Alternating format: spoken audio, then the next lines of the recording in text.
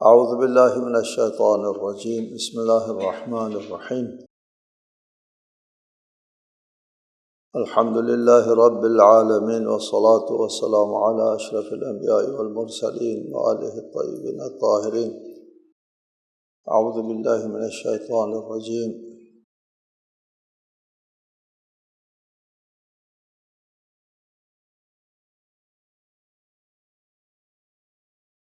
اذ قالوا ليوسف وأخوه أحب إلى أبينا منا ونحن عصبة إن أبانا لفي ضلال مبين اقتلوا يوسف أو اطرحوه أرضا يخل لكم وجه أبيكم وتكونوا من بعده قوما صالحين۔ جب بھائیوں نے آپس میں کہا کہ یوسف اور اس کے بھائی ہمارے ابا کو ہم سے زیادہ پیارے ہیں، حالانکہ ہم ایک جماعت ہے، بے شک ہمارے ابا تو صریح غلطی پر ہیں، یوسف کو مار ڈالو یا اسے کہیں کسی سرزمین میں پھینک دو تاکہ تمہارے ابا کی توجہ صرف تمہاری طرف ہو جائے اور اس کے بعد تم لوگ نیک بن جاؤ گے۔ یوسف برادران یوسف نے آپس میں باتیں شروع کر دی کہ یوسف کے ساتھ جو توجہ ہے حضرت یعقوب کی سب سے زیادہ، اور اس توجہ کو ختم کرنے کا کیا بہانہ تلاش کیا جائے۔ ایک آپس میں جب بات ہو رہی تھی تو ایک تجویز تو یہ آئی اقتلوا یوسف، یوسف کو قتل ہی کر دو تاکہ اس سے جان چھٹ جائے اور والد صاحب کی توجہ ہماری طرف ہو جائے۔ او اطرحوہ ارضا، یا ایسی سرزمین پر پھینک دو اس کو، یخل لکم وجہ ابیکم، تمہارا ابا کی توجہ جو ہے خالص تمہارے ساتھ ہو جائے۔ یہ دو تجاویز سامنے آتی ہیں۔ وَتَكُونُوا مِن بَعْدِهِ قَوْمًا صَالِحِينَ، یوسف کے بعد تم صالح قوم بن جاؤ گے۔ اس کی دو تفسیریں ہیں۔ ایک تفسیر یہ ہے وَتَكُونُوا مِن بَعْدِهِ، اس عمل کی یا قتل کے بعد یا طرح کے بعد، کسی سرزمین میں پھینک دینے یا اس کو قتل کرنے کے بعد، من بعدہ، من بعد القتل یا من بعد یوسف، یوسف کے یہاں نہ ہونے کی وجہ سے تم صالح قوم بن جاؤ۔ کیسے صالح؟ ان کو علم تھا، آخر ایک نبی کے اولاد ہے، ان کو پتہ تھا کہ یوسف کے ساتھ جو کچھ ہم کرنے کو سوچ رہے ہیں یہ ایک گناہ ہے اور صحیح عمل نہیں ہے۔ اس گناہ کا ہم ارتکاب کر لیتے ہیں لیکن بعد میں ہم توبہ کر لیں گے۔ وَتَكُونُوا مِن بَعْدِهِ قَوْمًا صَالِحِينَ، بعد میں ہم صالح بن جائیں گے، توبہ طائب کر لیں گے، بخشوا دیں گے، معافی کرا دیں گے، یہ ان کا خیال تھا۔ دوسری تفسیر یہ ہے وَتَكُونُوا مِن بَعْدِهِ قَوْمًا صَالِحِينَ، یوسف کے بعد تمہارے مصلحت میں یہ بات ہو جائے گی، تمہاری مصلحت میں تمہارے صلاح احوال ہو جائے گی کہ والد صاحب کی توجہ تمہاری طرف ہو جائے گی، ہمارا مسئلہ حل ہو جائے گا۔ قوماً صالحین کا مطلب یہ ہے کہ ہماری مصلحت کا کام بن جائے گا۔ پہلی تفسیر کے مطابق ہو سکتا ہے، ان دونوں میں سے کسی ایک کو ہم ترجیح نہیں دے سکتے۔ پہلی تفسیر کے مطابق یہ تصور کر لینا کہ گناہ کا ارتکاب کر لیتے ہیں، بعد میں توبہ کر لیں گے، اس کو توبہ نہیں کہتے۔ توبہ کسی گناہ کے ارتکاب کے لیے بہانہ اور ذریعہ نہیں ہے کہ توبہ کا بہانہ بنا کر کے جرم کا ارتکاب کیا جائے۔ توبہ ارتکاب جرم کے لیے ذریعہ نہیں ہے توبہ ارتکاب جرم کے بعد انسان کے اوپر طاری ہونے والی ایک حالت کا نام ہے۔ تابعت متوجہ ہونے کو کہتے ہیں۔ ابھی اللہ تعالیٰ کی نافرمانی کر رہا ہے، منہ موڑ رہا ہے، اور عین منہ موڑتے ہوئے کہہ دیں کہ ہم اللہ کی طرف متوجہ، یہ ایک دھوکہ ہے، اپنے آپ کو دھوکہ دینا ہوتا ہے کہ عین اللہ تعالیٰ سے منہ موڑتے ہوئے اللہ تعالیٰ کی طرف منہ کرنا تو نہیں ہوتا۔ ارتکاب جرم سے پہلے توبہ، ارتکاب کے جرم کی حالت میں توبہ، ارتکاب جرم جاری رکھتے ہوئے توبہ نہیں ہوا کرتی۔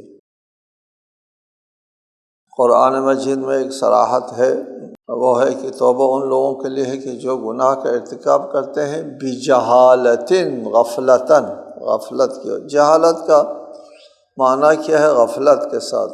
انسان غفلت کے ساتھ ہوا اور خواہشات غالب آ جاتے ہیں انسان کے اوپر، مفادات کا وہ غلبہ ہو جاتا ہے انسان کے دماغ کے اوپر، اور پھر کسی گناہ کے گناہ ہونے کا شعور چھن جاتا ہے۔ جاہلی، غافل، شعور چھن جاتا ہے گناہ ہونے کا، اس طرح وہ گناہ کا ارتکاب کرتا ہے، بجہالتن گناہ کا ارتکاب کرتا ہے، یعنی غفلتاً گناہ کا ارتکاب کرتا ہے۔ اگر کوئی شخص گناہ ہونے سے غافل نہیں ہے، شعور بجا ہے، سمجھ میں بات آ رہی ہے، اور پھر وہ ارتکاب گناہ کر کے کہتا ہے بعد میں توبہ کر لیں گے، یہاں توبہ نہیں ہے، اس قسم کے گناہوں کا توبہ نہیں ہے، بلکہ گناہ وہ غفلتاً کرتے ہیں، بجہالتن گناہ کا ارتکاب کرتے ہیں، اور پھر بعد میں تائب ہو جاتے ہیں گناہ سے، برا لگتا ہے، وہ اللہ تعالی کی طرف متوجہ ہو جاتا ہے، اور پھر دوبارہ عدم ارتکاب کا معاہدہ کرتا ہے اللہ تعالیٰ کے ساتھ، اس کو توبہ کہتے ہیں۔ توبہ کے ایک رکن یہ ہے کہ اس کے اوپر دوبارہ ارتکاب نہ کیا جائے، یہ معاہدہ کیا جائے کہ اس کے اوپر دوبارہ عمل نہیں کروں گا، اس گناہ کے اوپر۔ اور ایک شخص گناہ کر رہا ہے، دوبارہ عمل نہیں کروں گا کا معاہدہ، یہ تو نہیں ہوتا کہ میں دوبارہ یوسف کے خلاف کوئی کام نہیں کروں گا کر کے یوسف کے خلاف کام ہو رہا ہے، یہ تو توبہ نہ ہوا، یہ تو تضاد ہے، دھوکہ ہے انسان کے۔ لہٰذا پہلی تفسیر، درست تفسیر تو ہو سکتا ہے کہ اولاد یعقوب کو یہ غلط فہمی لاحق ہوئی ہو سکتا ہے یہ غلط فہمی لاحق ہوئی ہو، لیکن بعید ہے کہ اولاد پیغمبر کے لیے اتنی بڑی غلط فہمی لاحق ہو جائے، جیسے عمر ابن سعد کو ہوا تھا۔ عمر ابن سعد نے بھی کہا تھا کہ حسین ابن علی کو قتل کرنے میں اقدام کروں گا، بعد میں توبہ کر لیں گے۔ جی، یہ اس قسم کے جرم جو ہے وہ قابل توبہ نہیں ہوا کرتا۔ دوسری تفسیر جو ہے وہ ہو سکتا ہے، اس پر کوئی اعتراض نہیں ہے۔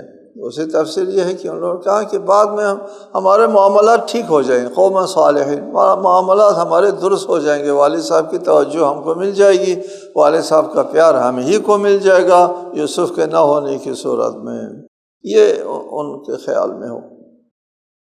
قال قائل منهم لا تقتلوا يوسف وألقوه في غيابة الجب يلتقطه بعض السيارة إن كنتم فاعلين۔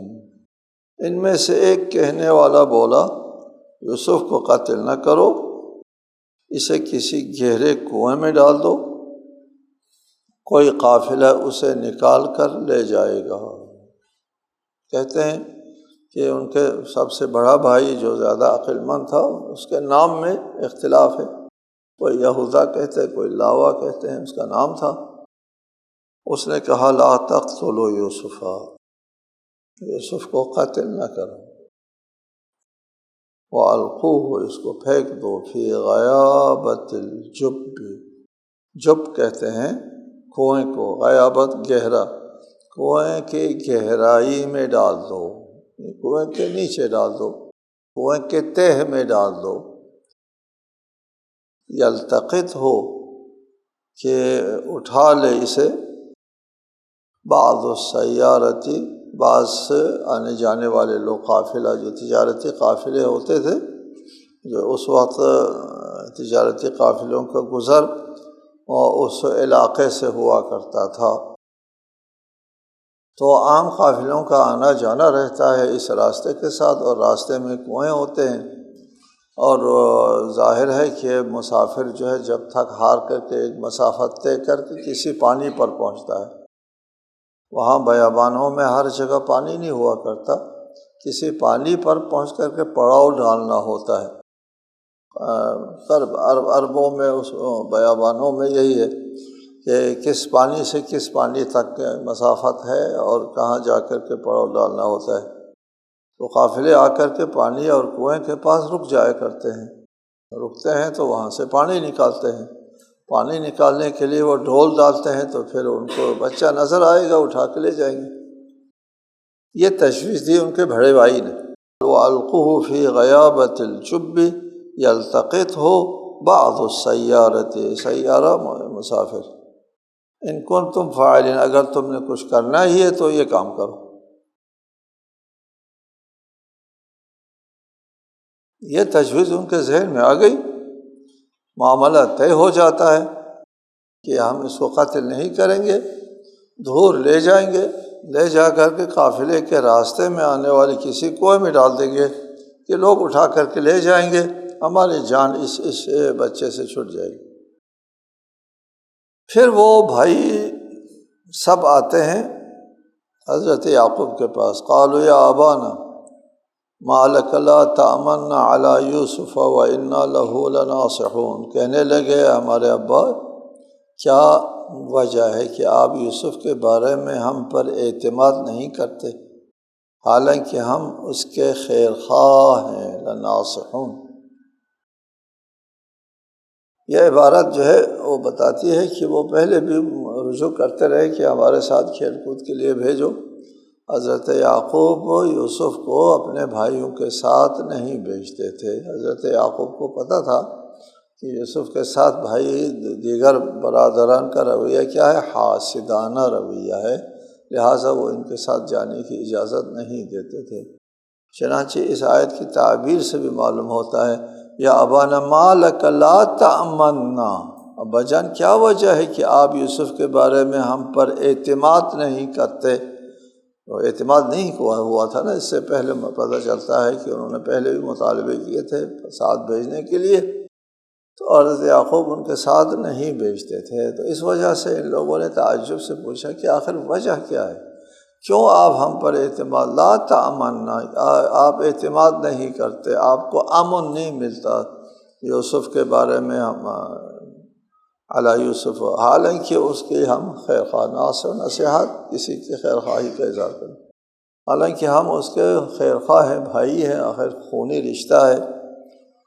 ارسلہ معنا غدا یرتع ویلعب وإنا لہ لحافظون، کل اسے ہمارے ہمراہ بھیج دیجئے، ارسلہ بھیج دیجئے یوسف کو، معنا ہمارے ساتھ، غدا کل، یرتع کودے یا کھائیں پئیں، معنی کریں گے ابھی، ویلعب اور کھیلے، اور ہم اس کی حفاظت کرنے والے ہیں۔ ارسلہ معنا غدا، پہلے ایک دن پہلے حضرت یعقوب کے پاس آتے ہیں کہ کل کو ہم ان کو صحرا میں لے جائیں گے، ہمارے ساتھ ان کو بھیج دیجئے کہ ہم ان کے ساتھ کھیلیں گے، کچھ کھائیں پئیں گے۔ یرتع ویلعب، یوسف کو ہمارے ساتھ بھیج دیجئے۔ رتع کہتے ہیں مرتع چراگاہ کو، حیوانات کے چرنے کو راتع کہتے ہیں، اور یہاں سے انسان بھی کچھ کھا پی لے، پھل بل کھائیں، میوے شیوے کھائیں، اس کو کھانے پینے کو بھی راتع کہتے ہیں کہ انسان بھی کھائیں، راتع چرنا ہے، کھانا پینا۔ لہٰذا ایک معنی یرتع کا یہ ہے کہ کھائے پیے، کچھ کھائے پیے ویلعب، اور پھر کھیل کرے۔ دوسرا معنی یہ بھی کیا ہے، یرتع کا ایک معنی ہوتا ہے کودنے کو، دائیں بائیں کودنے کو رتع یرتع کہتے ہیں۔ یرتع دائیں بائیں کودنے کو یرتع کہتے ہیں، دوڑ لگانے دائیں بائیں۔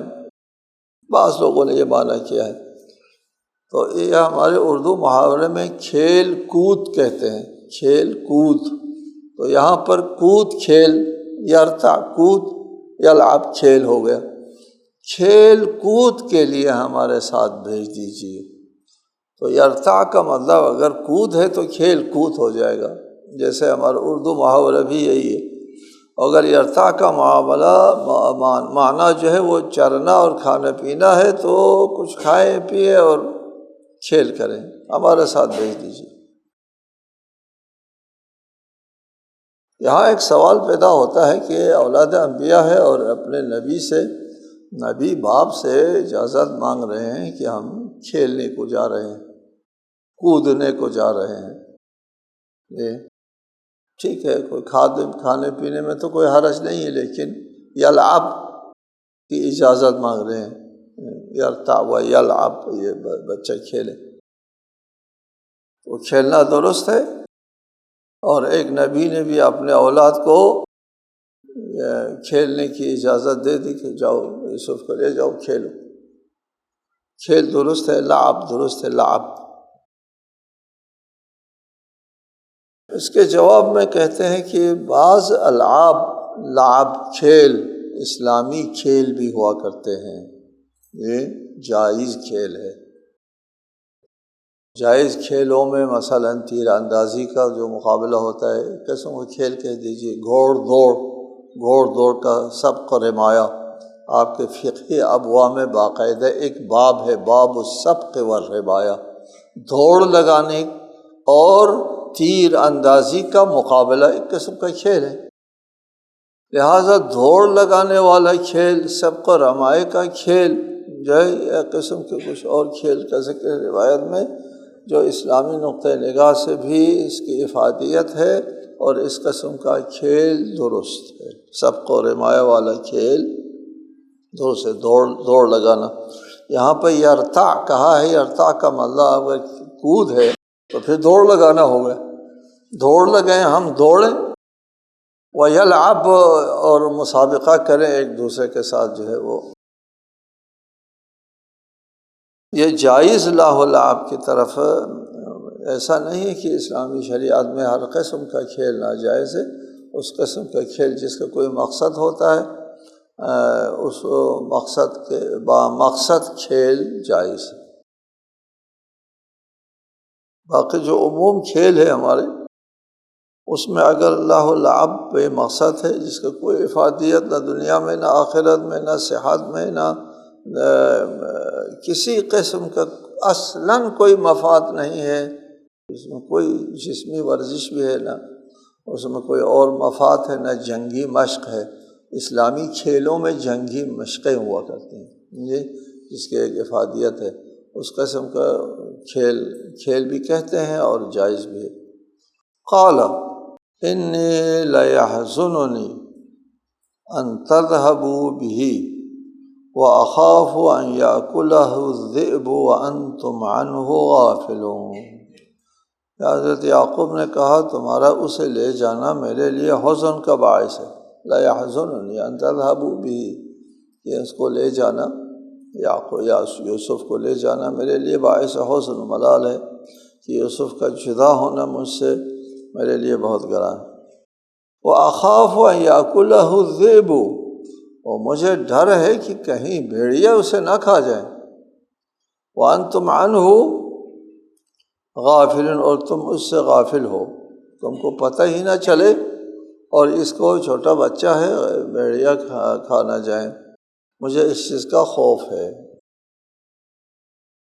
حضرت یعقوب کے منہ سے ایک بات نکلتی ہے، ایک تو حزن و ملال، کہ مجھے بڑا دکھ ہو رہا ہے، غم ہو رہا ہے کہ حزن کا باعث ہونا جو ہے یہ خود بتاتا ہے کہ یہ جو لے جایا جا رہا ہے یوسف کو، یہ حضرت یعقوب کے لیے باعث حزن ہے۔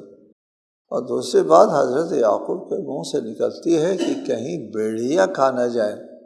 گویا کہ اللہ تعالیٰ کا منشا یہ تھا کہ یہ لوگ لے جائیں اور کوئی بہانہ بنائے، بہانہ خود منہ سے نکلوایا۔ ان کے ہاتھ میں بہت بہترین بہانہ آ گیا، ہاں ابو نے خود کہا تھا بیڑیا کھا نہ جائیں، خطرہ ہے بیڑیا کھا جائے۔ ہم یہی بات کریں گے جی جیسے آپ کو خطرہ لاحق تھا، آپ کو گمان ہو گیا تھا بیڑیا کھا نہ جائے، وہ تو بیڑیا کھا گیا۔ ایک بہترین بہانہ خود حضرت یعقوب نے ان کے ہاتھ میں دے دیا۔ اللہ کا بھی یہی منشا تھا کہ ان کے ہاتھ میں کوئی بہانہ آ جائے۔ اللہ کے مقدرات کچھ ہوتے ہیں، اس مقدرات الہی کے تحت ان کے ہاتھ میں اس قسم کا بہانہ چاہیے تھا، وہ بہانہ حضرت یعقوب کے خود منہ سے نکلتا ہے۔ وَأَخَافُ أَن يَأْكُلَهُ الذِّئْبُ وَأَنْتُمْ عَنْهُ غَافِلُونَ قَالُوا لَئِنْ أَكَلَهُ الذِّئْبُ وَنَحْنُ عُصْبَةٌ إِنَّا إِذًا لَخَاسِرُونَ۔ کہنے لے ہم ایک جماعت ہے ٹھیک ٹھاک طاقتور عصبہ جماعت کے ہوتے ہوئے یہ بھیڑیا اس کو کھا جائے تو پھر یہ تو ہمارے لیے بہت ہی خسارے کی بات ہے، نقصان کی بات ہے، خفت کی بات ہے، بےعزتی ہے ہماری کہ 11 بھائی ساتھ بیٹھے ہیں اور جناب ایک چھوٹے بھائی کو بھی نہیں تحفظ دے سکے، اس کو نہیں بچا سکے۔ وَنَحْنُ عُصْبَةٌ، بھیڑیا کھائے ہماری موجودگی میں۔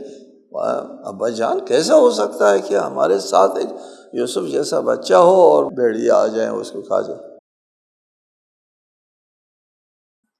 انہوں نے کہا کہ یہ ایسا نہیں ہو سکتا کہ بھیڑیا جو ہے یوسف کو نہیں کھائے گا، اور ہم اس کی حفاظت کریں گے اور لے آئیں گے۔ فَلَمَّا ذَهَبُوا بِهِ وَأَجْمَعُوا أَن يَجْعَلُوهُ فِي غَيَابَةِ الْجُبِّ وَأَوْحَيْنَا إِلَيْهِ لَتُنَبِّئَنَّهُم بِأَمْرِهِمْ هَٰذَا وَهُمْ لَا يَشْعُرُونَ۔ جب وہ اسے لے گئے اور سب نے اتفاق کیا، وَأَجْمَعُوا، سب نے اتفاق کر لیا کہ اسے گہرے کنویں میں ڈال دیں، اور ہم نے یوسف کی طرف وحی کی کہ ایک دن ایسا آئے گا کہ آپ ان کو ان کے اس فعل کے بارے میں انہیں ضرور بتائیں گے، جبکہ انہیں اس بات کا شعور تک نہ ہوگا۔ فَلَمَّا ذَهَبُوا بِهِ وَأَجْمَعُوا، سب نے اتفاق کیا أَن يَجْعَلُوهُ فِي غَيَابَةِ الْجُبِّ، گہرے کنویں میں ڈالنے کا سب نے اتفاق کر دیا۔ یعنی یہ بتانا چاہ رہا ہے کہ اس نے اس کو کنویں میں ڈال دیا، گہرے کنویں میں ڈال دیا، اتفاق کر لیا پھر ڈال دیا۔ اس کے سیاق و سباق سے پتہ چلتا ہے جب سب نے اتفاق کر لیا کنویں میں ڈالنے کا، پھر کنویں میں ڈالنے میں کوئی اور تو رکاوٹ نہیں تھی۔ آگے ارشاد فرمایا کہ ہم نے وحی کی حضرت یوسف کی طرف، ہم نے وحی کی کہ ایک دن ایسا آئے گا لَتُنَبِّئَنَّهُمْ، کہ ہر صورت میں تو اے یوسف ان بھائیوں کو بتا دیں گے کہ آپ نے میرے ساتھ کیا کیا تھا۔ لَتُنَبِّئَنَّهُمْ بِأَمْرِهِمْ هَٰذَا، ان کے یہ جو کام تیرے ساتھ ہو رہا ہے یہ تم ایک دن ایسا آئے گا تم ان کو بتاؤ جتاؤ گے کہ تم نے میرے ساتھ یہ زیادتی کی، ایسا وقت آنے والا ہے۔ یہ وحی حضرت یوسف کو اللہ تعالیٰ نے کی، کہاں؟ جب حضرت یوسف کنویں میں تھا۔ کنویں میں جب حضرت یوسف تھا کنویں کے تہ میں، اس وقت حضرت یوسف کی عمر ایک روایت کے مطابق 7 سال اور ایک روایت کے مطابق 9 سال، 9 سالہ بچہ تھا۔ اس 9 سالہ بچے پر اللہ تعالیٰ کی طرف سے وحی آتی ہے۔ ہم آئندہ بتائیں گے آپ کو کہ 9 سالہ بچے پر وحی آ سکتی ہے، یعنی وحی نبوت ہے یا کیا ہے، یہ الہام ہے۔ تفصیل انشاءاللہ ہم آئندہ درس میں بتائیں گے۔ السلام علیکم ورحمۃ اللہ۔